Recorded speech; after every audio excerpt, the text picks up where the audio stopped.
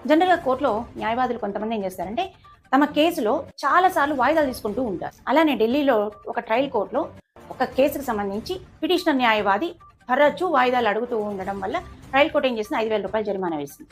అయితే ఆ పిటిషనర్ న్యాయవాది ఏం చేశారంటే, ఆ జరిమానా కూడా కట్టకుండా మళ్ళీ తన జూనియర్‌ని పంపించి, మా సీనియర్ కౌన్సిల్ ఆరోగ్యం బాలేదు అని చెప్పి మళ్ళీ వాయిదా అడగడం మొదలు. దాంతో ట్రయల్ కోర్టు ఆశ్చర్యపోయి మెడికల్ రిపోర్ట్ సబ్మిట్ చేయండి అని అడిగింది.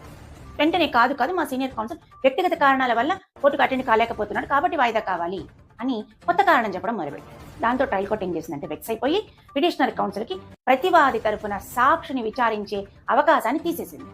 దాంతో ఇంకా పిటిషనర్ హైకోర్టును ఆశ్రయించారు. దీనిపైన హైకోర్టు సీరియస్ అయ్యి ట్రయల్ కోర్టు హైకోర్టు ముందు లాయర్ అబద్ధాలు చెప్పడం ఖండనీయము అంటూ అసహనం వ్యక్తం చేశారు. ఇలా కేసులో తరచూ వాయిదాలు తీసుకోవడం అనేది ఖచ్చితంగా కేసును డ్రాగ్ చేయడం కోసమే అని చెప్పి వ్యాఖ్యానించారు. న్యాయవాదులు తమ డైరీని షెడ్యూల్ సరిగ్గా నిర్వహించడం అనేది తమ బాధ్యత అంటూ సీరియస్ అయ్యారు. కోర్టులో వాయిదాలు అడగడం అనేది న్యాయవాది హక్కేం కాదు, అది కోర్టు డిస్క్రిప్షన్ అంటూ ట్రయల్ కోర్టు ఇచ్చినటువంటి తీర్పుని కన్ఫర్మ్ చేసింది.